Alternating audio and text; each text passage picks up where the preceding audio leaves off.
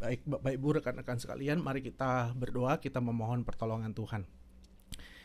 Tuhan, terima kasih, seperti yang baru saja kami nyanyikan, kami memohon supaya Engkau boleh mengenyangkan kami dengan firman-Mu, dan biarlah pengalaman berjumpa dan dikenyangkan oleh firman-Mu membuat kami memutuskan bahwa tidak ada hal lain yang kami butuhkan dalam hidup kami selain Engkau dan juga melakukan kehendak-Mu. Karena itu sekali lagi kami mohon dengan segala kerendahan hati, berkatilah kami, berbicaralah kepada kami, dan biarlah kami boleh menikmati firman-Mu. Tolong juga hamba-Mu dalam segala kelemahan, keterbatasan, Tuhan boleh pimpin dan pakai supaya apa yang hamba bagikan juga adalah hal yang berkenan kepada Tuhan, dan kami berdoa itu boleh memberkati kami semua. Sungguh memohon anugerah Tuhan di dalam Kristus Sang Firman yang hidup, kami berdoa. Amin. Selamat pagi Bapak Ibu dan rekan-rekan sekalian. Baik, pagi hari ini saya akan membawakan satu tema yang saya kasih judul kesibukan yang purposeful. Ini mohon maaf nih campur-campur ya bahasa Indonesia sama bahasa Inggris. Nah, saya mengajak kita untuk membuka bagian firman Tuhan yang akan menjadi dasar pembahasan tema ini dari Markus pasal yang pertama ayat 29 sampai 39. Saya minta dengan kasih rekan saya Pak Timotius Alfa untuk membacakan bagi kita semua.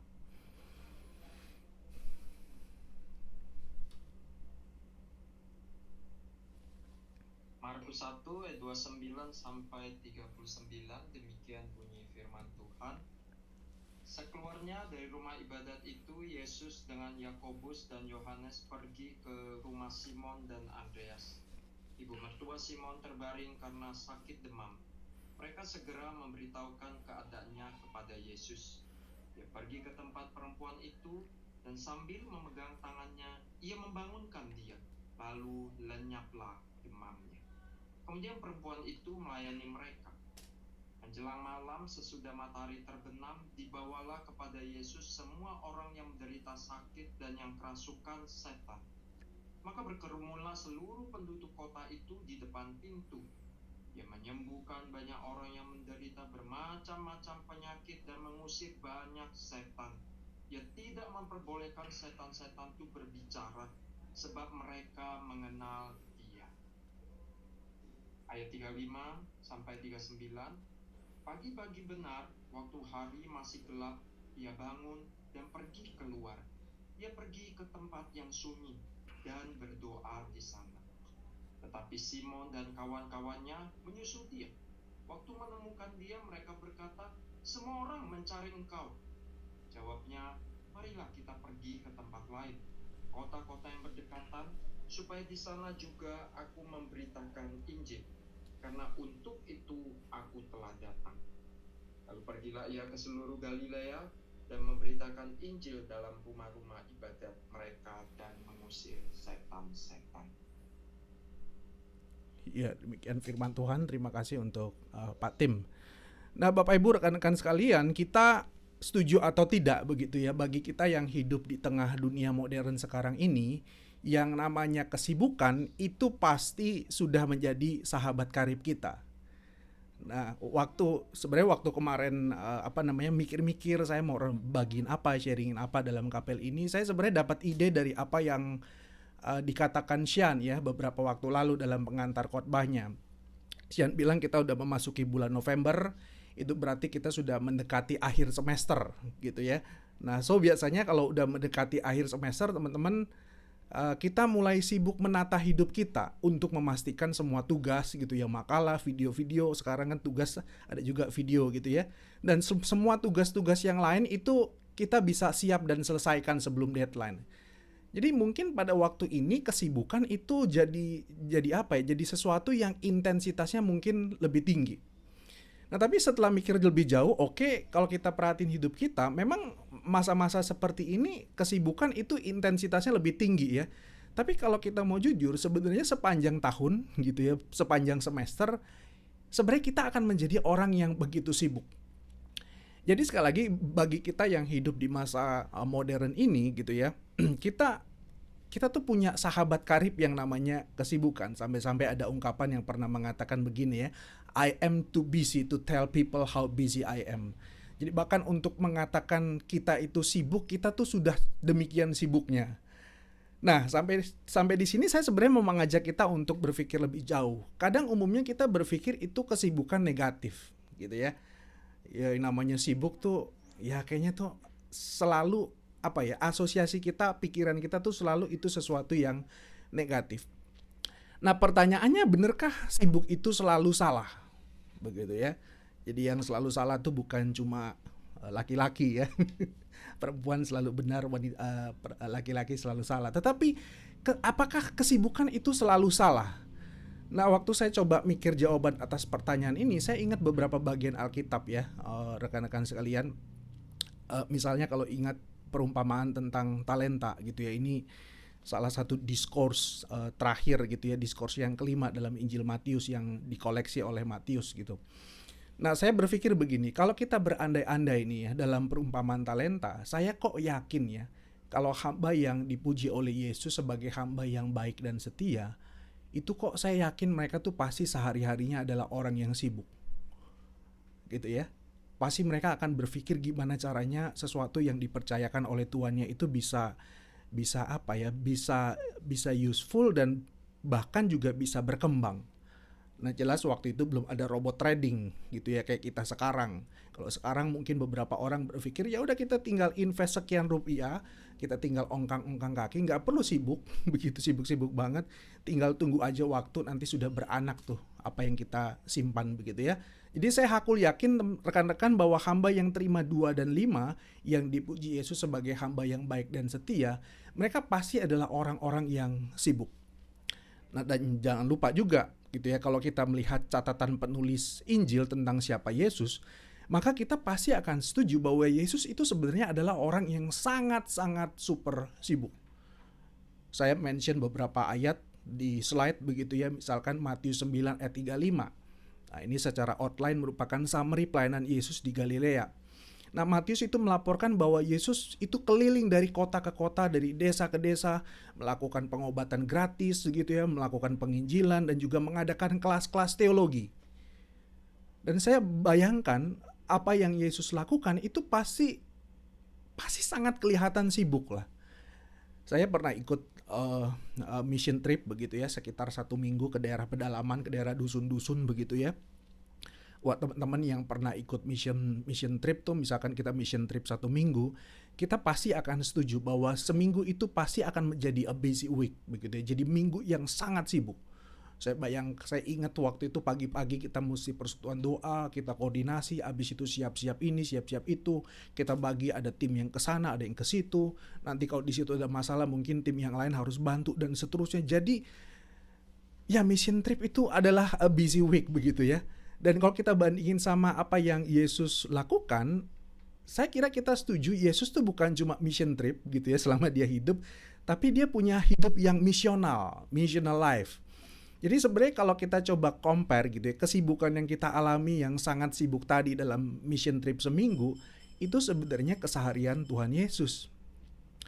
Lalu kalau kita atau juga kalau kita misal lihat dari catatan Markus pasal yang ke-6 ayat 31 dan seterusnya.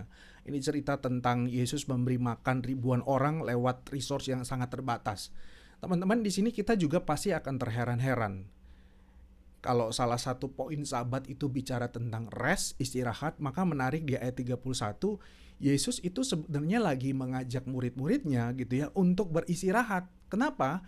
Karena pelayanan yang baru saja mereka lakukan itu begitu padat, sampai-sampai dikatakan makan aja nggak sempet.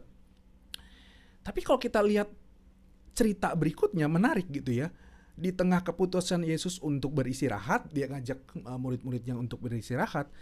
Tapi nggak lama kemudian setelah Yesus melihat begitu banyak orang berbondong-bondong cari dia gitu ya untuk dilayani, akhirnya Yesus hatinya tergerak oleh belas kasihan dan dia memutuskan untuk nggak usah istirahat dan dia melayani orang-orang banyak waktu itu.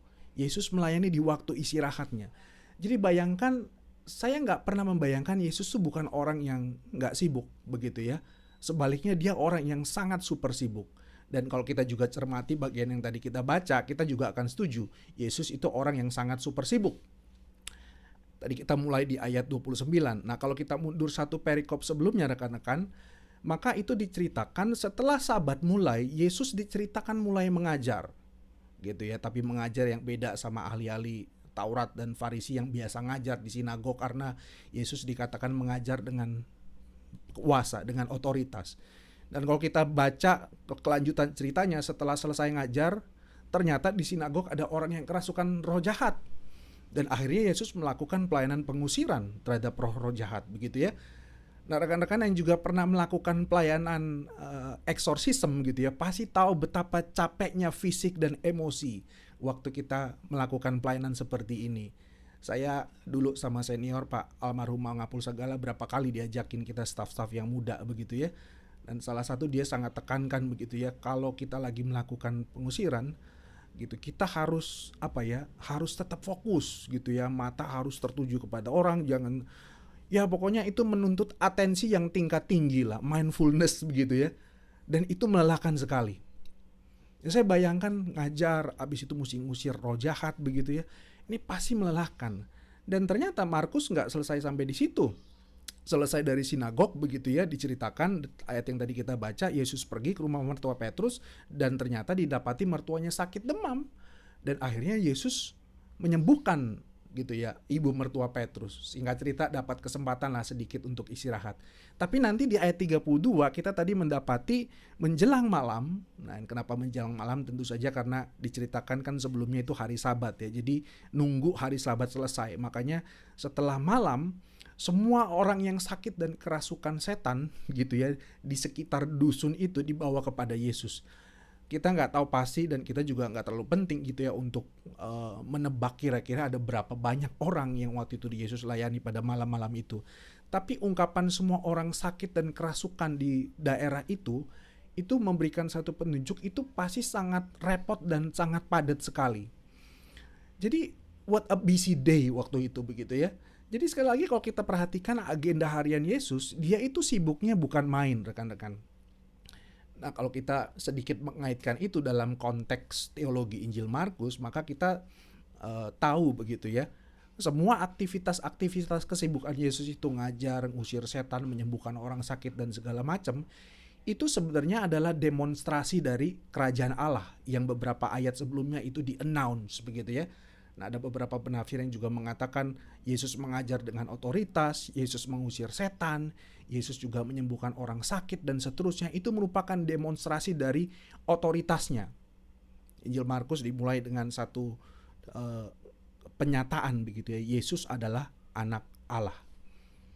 Jadi apa yang dilakukan, kesibukannya itu sebenarnya adalah demonstrasi dari kerajaan Allah yang baru saja Yesus announce. Dan itu juga merupakan demonstrasi dari kuasa atau otoritas yang Yesus punya karena dia adalah anak Allah. Jadi di sini saya mau kaitkan dengan pertanyaan yang tadi ya gitu ya. Kalau kita mengatakan kesibukan itu selalu salah, saya kira dalam konteks melihat hidup Yesus rasanya itu kurang tepat. Saya melihat Yesus itu harus sibuk untuk menyatakan datangnya kerajaan Allah gitu ya. Yesus juga harus sibuk untuk menyatakan otoritas atau kuasanya sebagai anak Allah.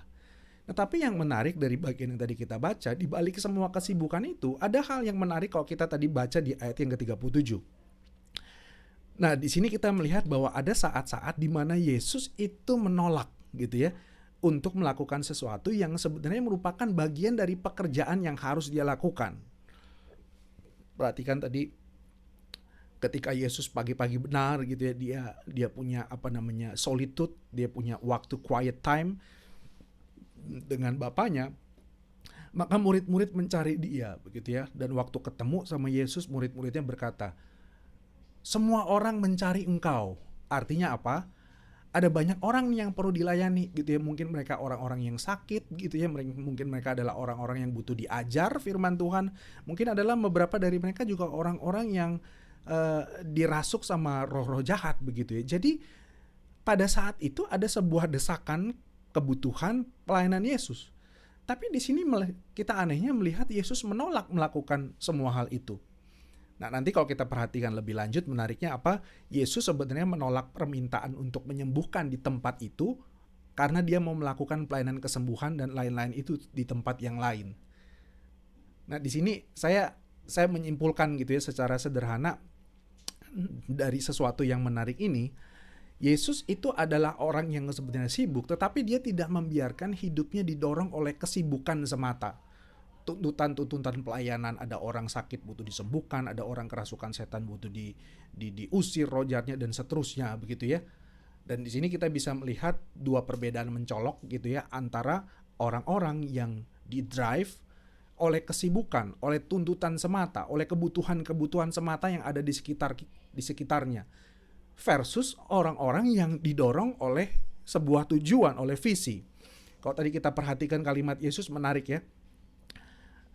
Setelah murid-muridnya mengatakan semua orang cariin, mereka butuh engkau layani, Yesus bilang nggak usah begitu ya, kita pergi aja ke tempat lain gitu ya.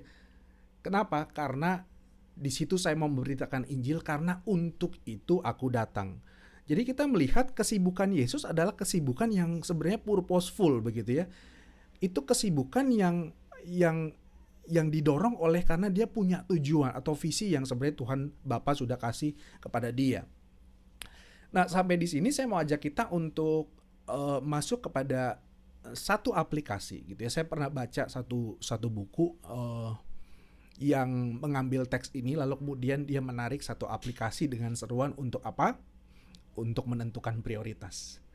Ketika Yesus menolak gitu ya permintaan dari murid-murid gitu ya. Kenapa dia tolak? Karena Yesus tahu betul apa yang menjadi prioritas dalam hidupnya. Gitu ya, di buku itu diurai begitu ya, menyembuhkan orang itu penting, tapi saat itu bukan itu prioritas Yesus. Makanya Yesus menolak gitu ya apa yang diminta oleh murid-muridnya. Jadi secara praktis teks ini mengajar kita untuk ya di tengah berbagai desakan yang meminta atensi kita, presensi kita begitu ya. Mari kita belajar untuk meneladani Yesus yang punya prioritas dalam hidupnya. Dan kalau perlu gitu ya untuk menolong kita punya prioritas, mungkin kita perlu bikin semacam kayak apa ya, jendela johari, tapi dalam konteks apa ya yang begini. Mungkin teman-teman yang pernah belajar time management pernah dapatlah hal begini gitu ya. Jadi untuk menilai apakah permintaan atau tuntutan itu sesuatu yang penting atau mendesak sehingga perlu kita kerjakan saat itu juga, ya kita mesti tentuin gitu ya. Apakah permintaan itu ternyata ya sesuatu yang urgent, mendesak, tetapi sebenarnya nggak terlalu penting. Nah kalau kayak begitu ya kita bisa delegasikan, kita bisa kasih orang yang mungkin tepat untuk melakukan itu. Nggak mesti kita. Dulu saya berpikir wah ini bagus juga ya, ini tepat juga begitu ya, dan saya setuju begitu ya. Salah satu ya ini tentu saja bukan makna utama dari teks ini gitu ya yang kita bisa tarik untuk kita bisa aplikasikan. Tetapi dari apa yang Yesus lakukan di sini kita bisa menarik satu pelajaran tentang pentingnya membuat prioritas gitu ya. Nah, cuma problemnya begini, kalau kita melihat apa ya yang diajarkan ini soal prioritas, masalahnya begini, seringkali dalam kehidupan kita tuh menghadapi tuntutan yang sama, yang bersamaan begitu ya. Yang bersamaan itu justru hal-hal yang seringkali mendesak dan juga penting. Nah kadang-kadang kehidupan tuh kayak begitu gitu ya. Di satu sisi kita setuju membuat prioritas itu tentu saja baik begitu. Waktu saya persiapan ini saya ketemu satu klip TED Talk begitu ya, yang ngomong tuh dokter, dia ngomong tentang bagaimana otak kita bekerja menghadapi tuntutan gitu ya atau permintaan gitu ya. Nah ternyata memang ya dia kesimpulannya juga memang penting untuk membuat prioritas. Nah cuma seringkali kadang-kadang dalam hidup begitu ya kita menemukan ada masa-masa di mana sesuatu yang mendesak dan penting itu justru muncul di saat yang bersamaan. Nah kalau udah begitu tentu saja kita akan sulit gitu ya memutuskan apa yang harus kita lakukan, mana yang harus kita terima dan seterusnya. Ya mungkin kadang-kadang memang masa-masa seperti itu problemnya di kita gitu ya. Entah gimana ada sesuatu dinamika dalam diri kita yang membuat kayaknya tuh segala sesuatu tuh mendesak dan penting begitu ya. Jadi memang di sini memang kadang-kadang kita temui masalahnya, problemnya memang di kita. Kita tuh nggak cukup punya ketajaman dan keberanian untuk menentukan mana yang urgent, mana yang penting, mana yang tidak urgent, mana yang tidak penting, dan seterusnya. Tapi ya dari dinamika kehidupan seperti ini saya melihat memang sebenarnya memang tidak mudah ya untuk memilah dan memilih mana yang masuk kuadran ini, mana yang masuk kuadran itu, dan seterusnya.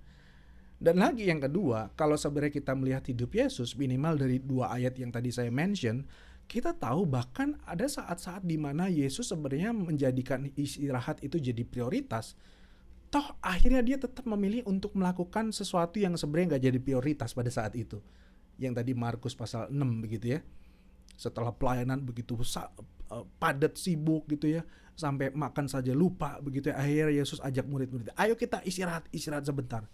Dan waktu mau mulai istirahat ternyata ada orang yang butuh dilayani, dan hati Yesus tergerak oleh belas kasihan, dan Yesus nggak jadi istirahat. Nggak jadi melakukan apa yang menjadi prioritasnya. Jadi sampai di sini saya melihat seringkali membuat prioritas itu belum tentu jadi aplikasi dan sesuatu yang relevan untuk konteks kehidupan kita. Nah, kalau begitu apa dong? Begitu ya. Kalau begitu apa dong? Kalau aplikasi membuat prioritas mungkin untuk satu orang atau di kasus tertentu itu bisa works begitu ya. Tapi ternyata itu tidak bisa kita generalisir. Kalau begitu apa yang kita bisa terapkan atau teladankan dari apa yang Yesus hidupi dalam teks yang tadi kita baca. Nah, di sini saya kepikir karena kan satu istilah yang saya pernah dapat dari kelas Bu Lydia gitu ya beberapa minggu yang lalu. Apa yang membuat Yesus itu bisa menolak tuntutan tertentu meskipun sebenarnya itu bagian dari pekerjaannya adalah karena Yesus punya spiritual attentiveness. Gitu ya. Jadi spiritual attentiveness ini yang membuat Yesus bisa memilih dengan tepat what is best untuk dia lakukan saat itu di tengah berbagai permintaan dan tuntutan yang diperhadapkan kepadanya. Nah, spiritual attentiveness ini membuat kita sanggup untuk bisa memilih what is best. Gitu ya. Ini sebenarnya ungkapan yang saya pakai dari terjemahan ESV, jadi dari Efesus 5 ya. Pergunakanlah kesempatan yang ada sebab hari-hari ini adalah jahat. Di situ terjemahan ESV itu menggunakan kata make the best use of time begitu ya. Jadi spiritual attentiveness itu membuat kita sanggup untuk bisa memilih what is best dalam berbagai tuntutan atau desakan yang diperhadapkan kepada kita. Nah, pertanyaan lebih lanjutnya begitu ya, apa yang membuat Yesus punya spiritual attentiveness itu?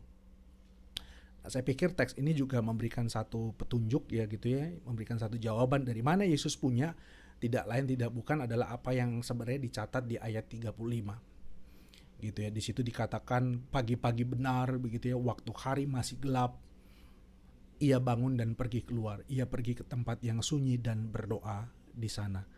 Jadi apa yang membuat Yesus punya spiritual attentiveness adalah karena Yesus punya komitmen untuk punya waktu bersama Bapanya.